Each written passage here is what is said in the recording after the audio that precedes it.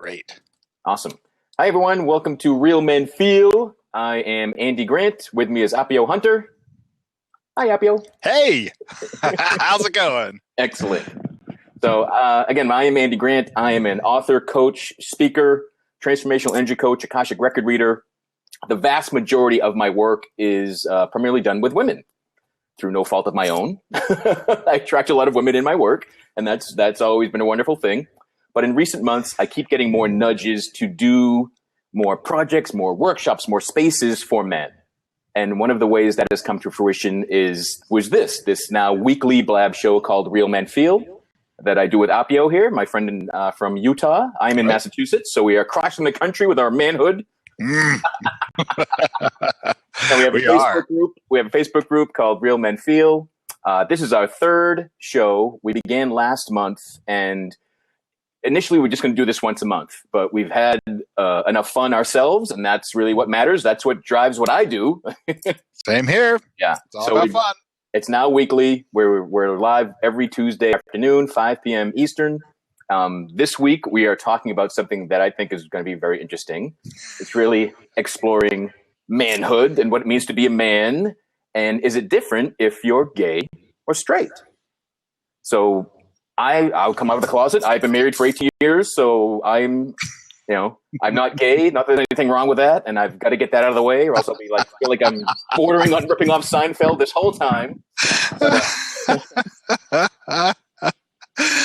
As for me, I'll do a quick little introduction for myself. I'm Appio Hunter, also known as the Emotion Emancipator, also an author, speaker, happiness coach.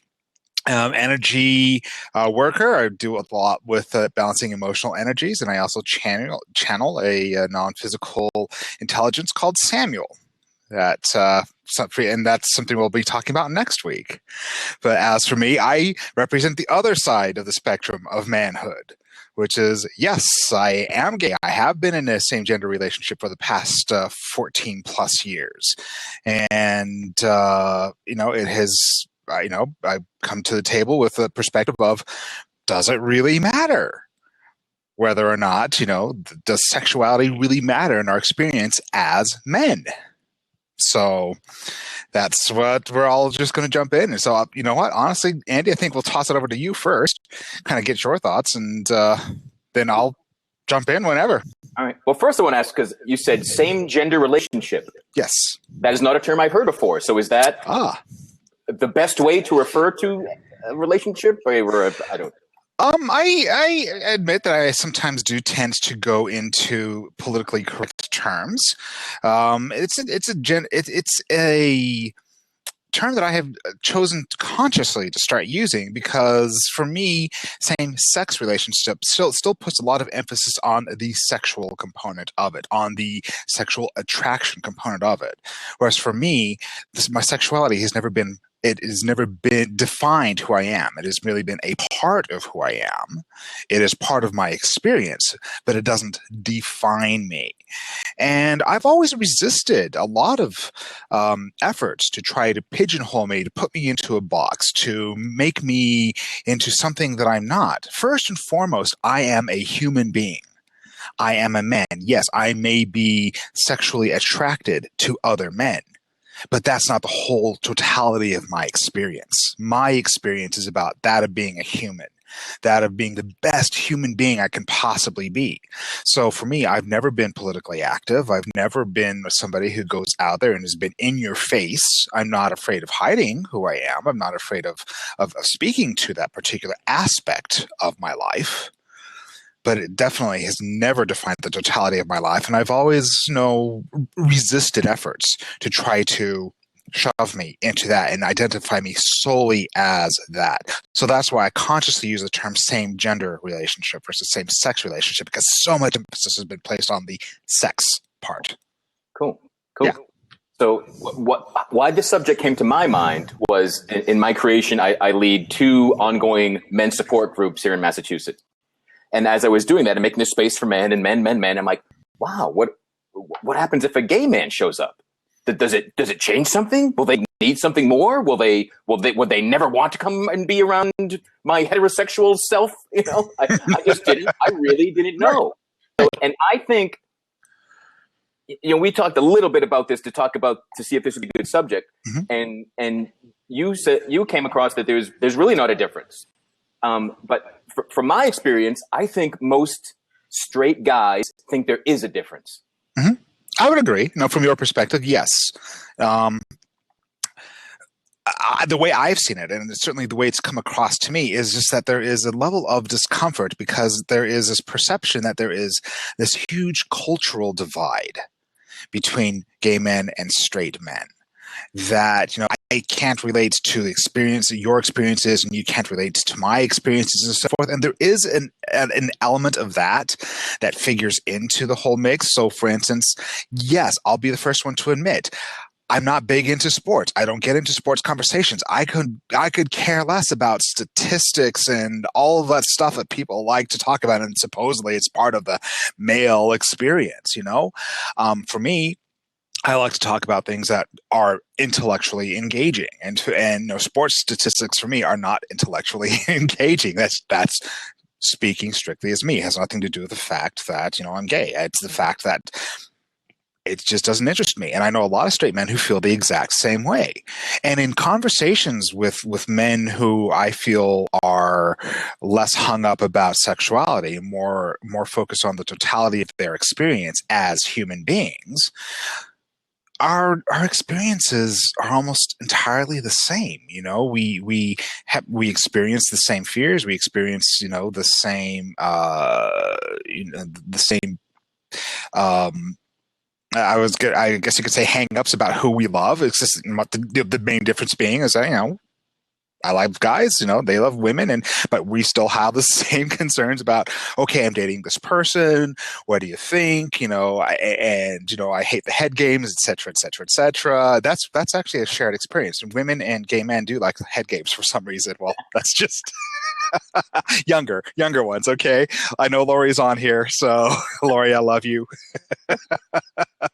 And that is not an overgeneralization, please. I'm not trying to be politically incorrect here.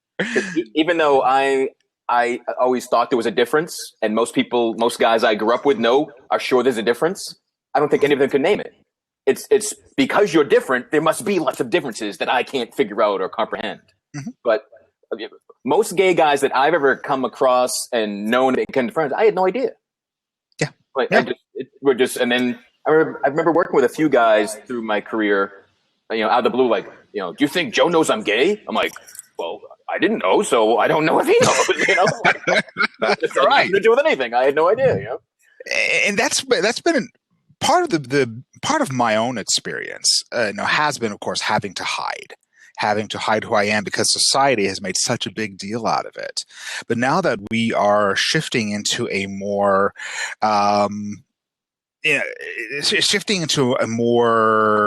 conscious society, into a more accepting society, it's starting. A lot of people are starting to realize that it is not that big of a deal, and this whole emphasis on somebody's sexuality, who they love or who they sleep with, or anything like that, ultimately doesn't matter because it does not impact their own daily lives.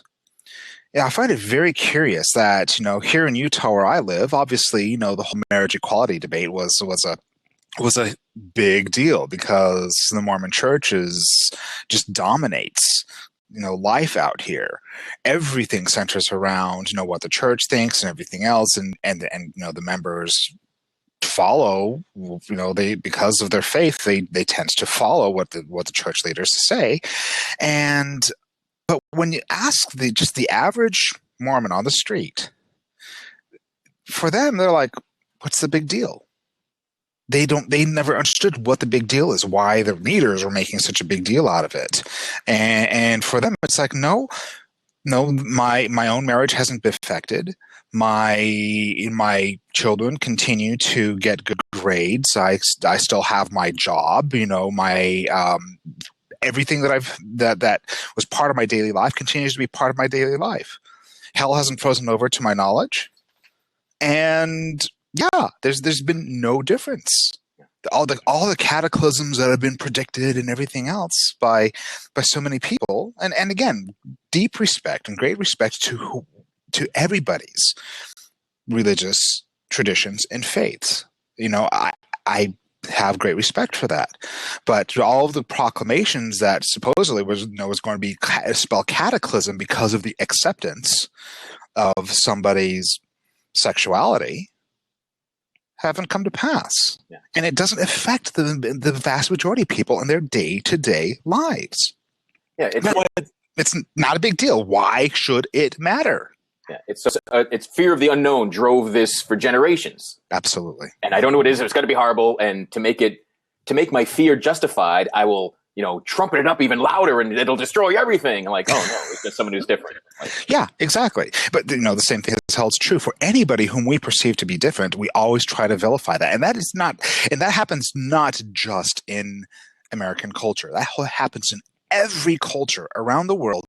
What you perceive to be different, you're going to want to hold it apart. You're going to want to vilify it. It's just a natural human reaction when we're focused on differences versus what actually brings us together, the things that are the common ground. Cool. So then the overall male experience, being concerned of, does someone like me? Will they return my phone call? All that kind of stuff growing up, or even now, if you're dating at any age, it doesn't matter. It's the exact same. The only difference is the who. That's the only difference, but everything else is just like, yeah, do they like me? Do they not like me? All of that.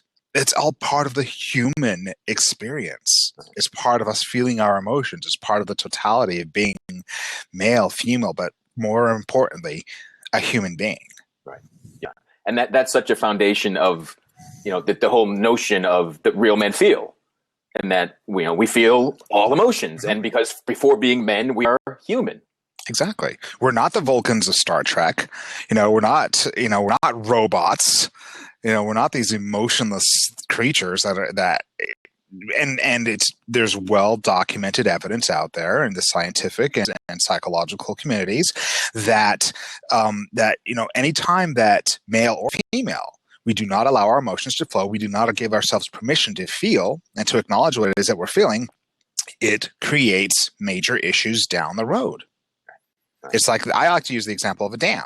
When you stick a dam on a river, the engineers who create that dam also have to pay a great deal of attention to the foundations of the dam, because the pressure behind the dam builds to a point where the water behind it is going to want to seep through the rocks, and any cracks or anything that it can find in underneath the rocks of that dam, it's going to find a way to go underneath it, and it will undercut the foundations, and eventually the dam collapses and you have a major catastrophe. Well, you can't do that when you're blocking your emotions. You can create a dam, you can hold the emotions back for a while, but those emotions will find a way through. And when they do burst out, it ain't pretty.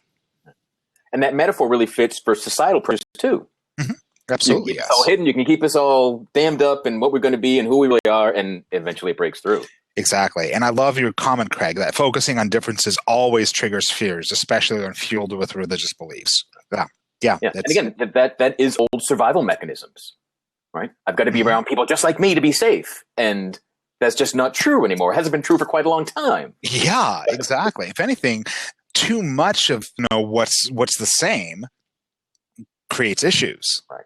And I personally love living in a very diverse community. I love being in a place where there's a lot of diversity, not just of a racial diversity, but also religious diversity, philosophical diversity, cultural diversity. I mean, when I lived in South Florida, I loved it. I mean, the neighborhood where I lived was predominantly Jewish, but it was. I didn't have to go very far. I had to only go a couple blocks, and there was a whole mix of people from every background possible, and it was phenomenal. And Andy, there you are. You froze up there for a second. I'm like, uh-oh, where'd my co-host go? I'm here. There you are. One thing, I'm in Massachusetts. It's the liberal Northeast. So it can, from my perspective, really seem like the gay rights movement has won. It's all over. There's no issue anymore. Right. But is that the case everywhere in America? Certainly not. I certainly see a lot of people trying to enshrine their fears and I'm not going, well, I guess I am going to use the word bigotry because I just used it.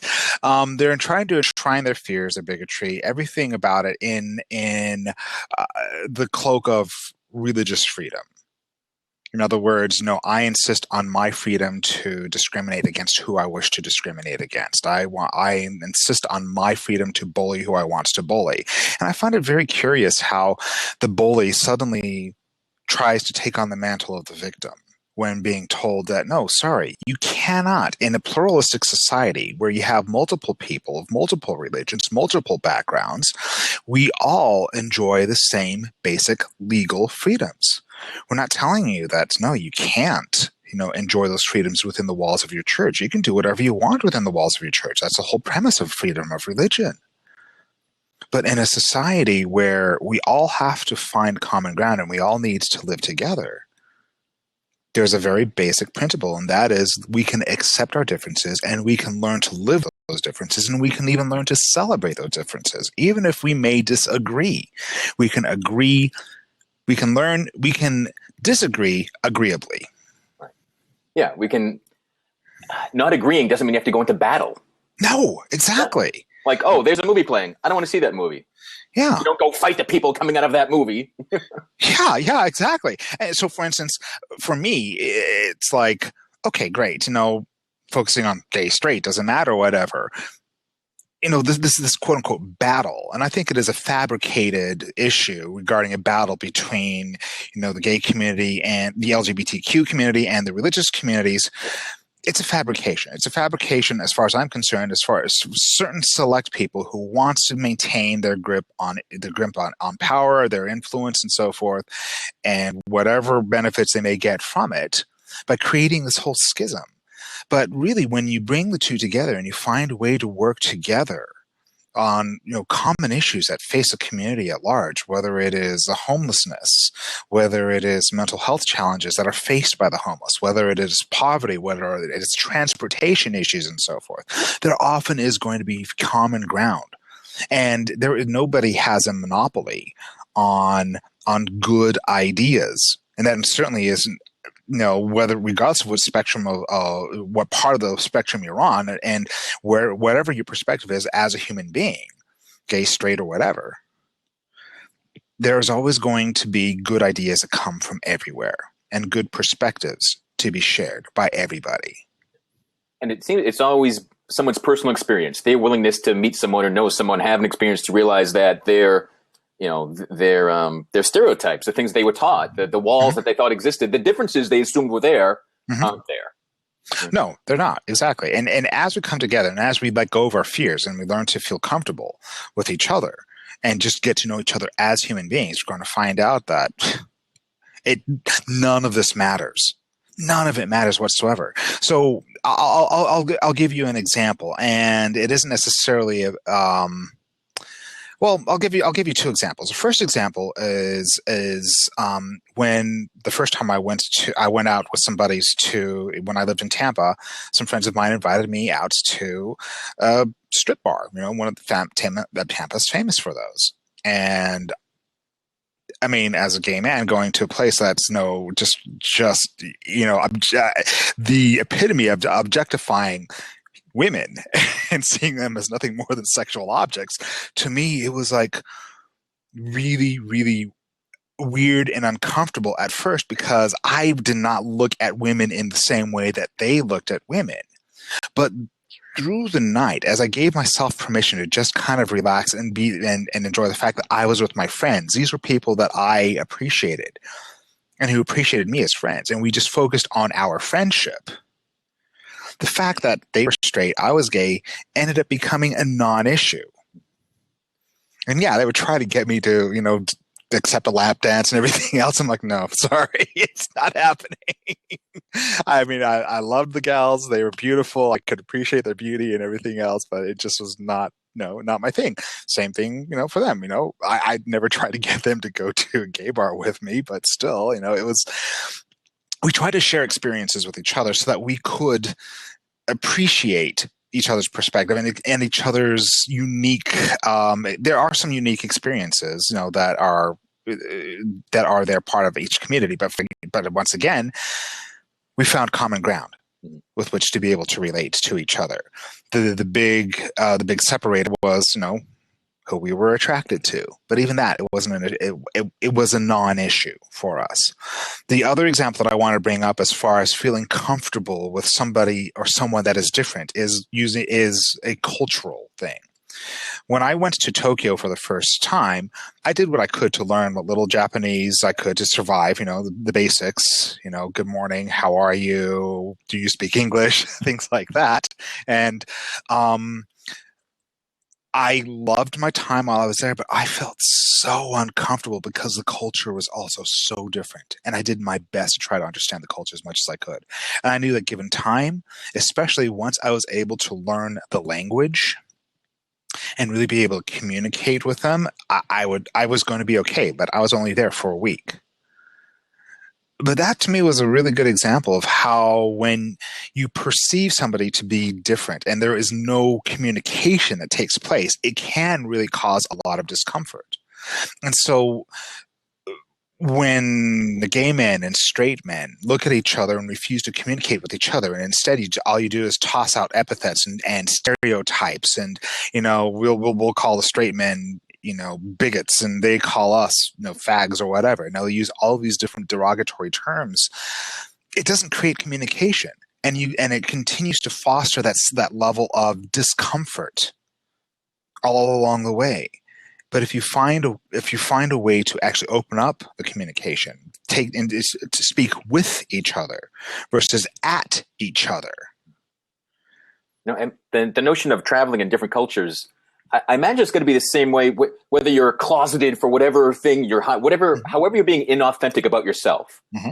It's going to be like traveling, and how exhausting it would be to go to Japan per se, and I'm going to pretend to be Japanese. I'm going to try to look just like them and walk and talk, and I'm going to do my best faking it, and how exhausting that would be. And that's is that similar? Absolutely. And for those, where it's very obvious because they're trying in the LGBT community, particularly with amongst gay men, there's this thing about acting butch. In other words, you try to behave straight, and in some cases, it's so obvious that no, you just be yourself, be comfortable with yourself. Exactly, Craig. Inauthentic equals being closeted. And it is truly exhausting to have to behave that way. And there are those that they're just going to behave as they want to behave no matter what, and good on them and good for them for doing so. But trying to behave in a way because of the expectations and living in fear because you think that you are going to somehow be beat up or murdered or whatever. I'm telling you, there's a reason why, especially amongst gay youth in deeply conservative religious communities, why there's such an epidemic of suicides and depression and substance abuse, because they cannot be accepted. And there's this cultural obsession in so many places, and I really call it less a cultural. Well, there's both cultural obsessions and there's also religious obsessions. And my question has always been, since I was very, very little, why is there such an obsession? Why does it matter?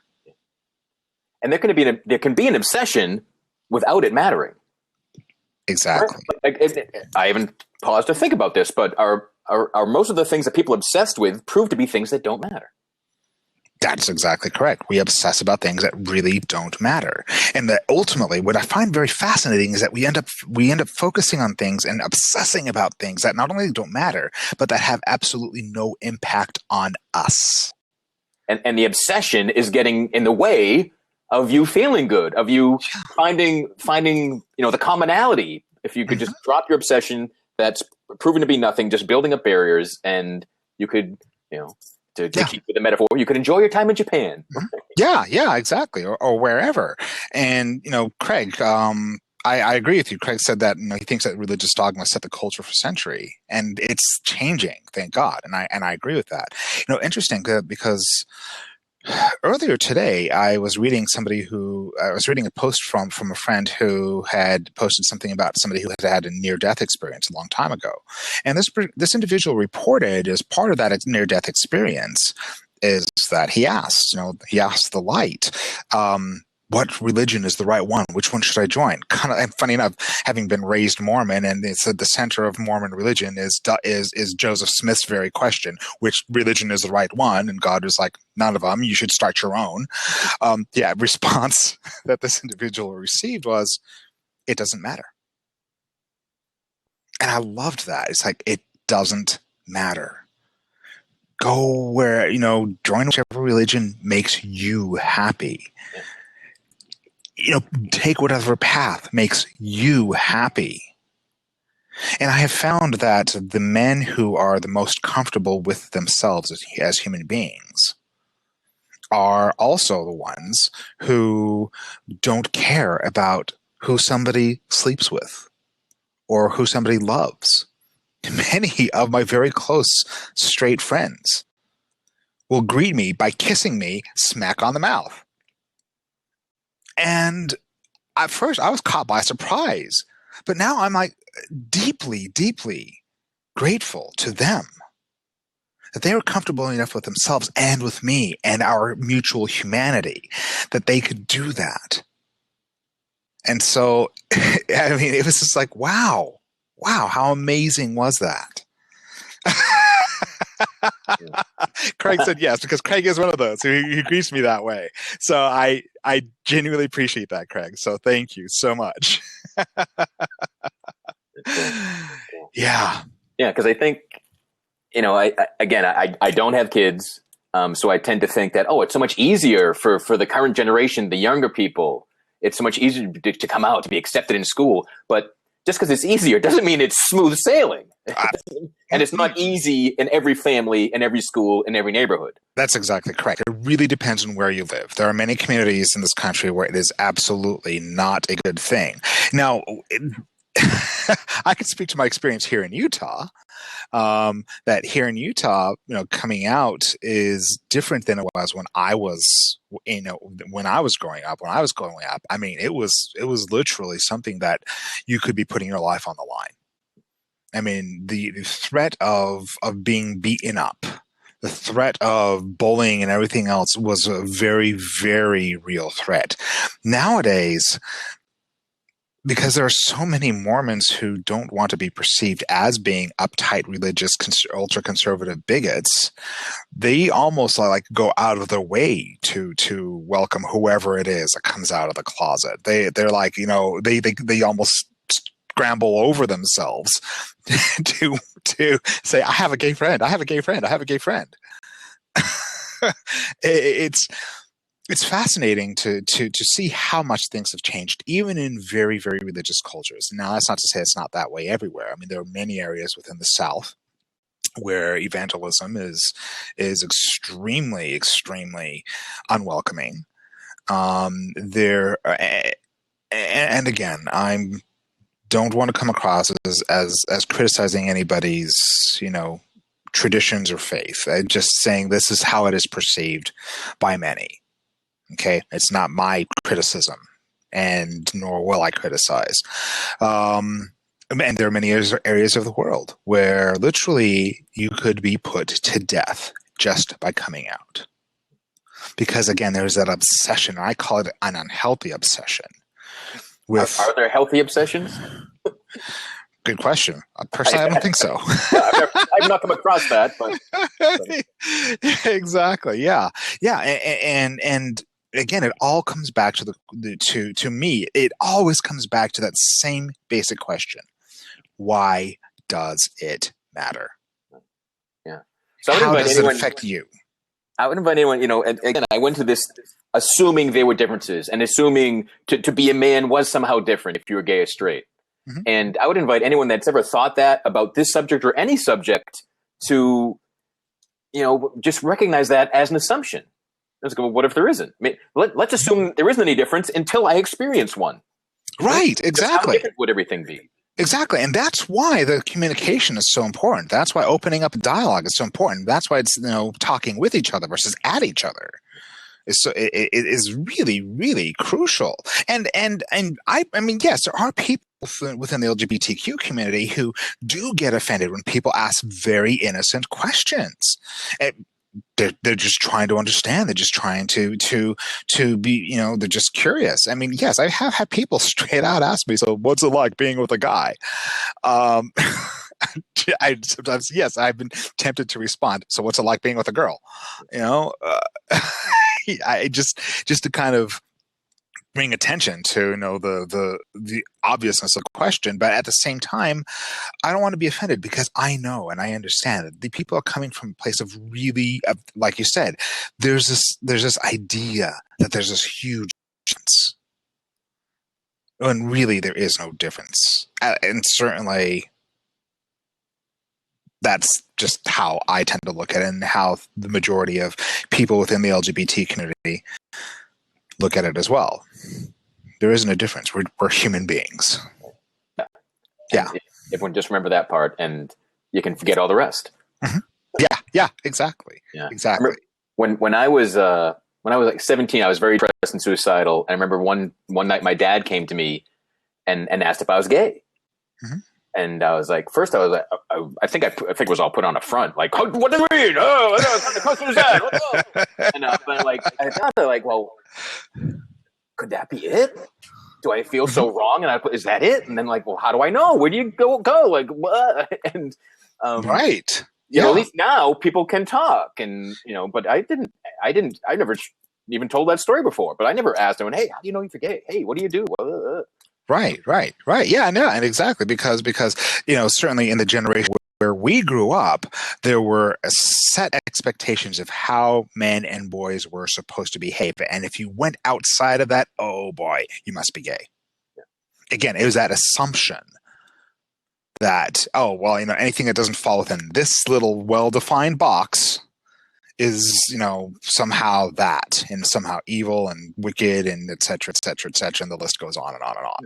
Yeah, and even at that, yeah, and they're and sadly still today, seems to be down south or wherever it may be, but guys, heterosexual guys get drunk, go out and look for gay guys to beat up, and then that proves they're men.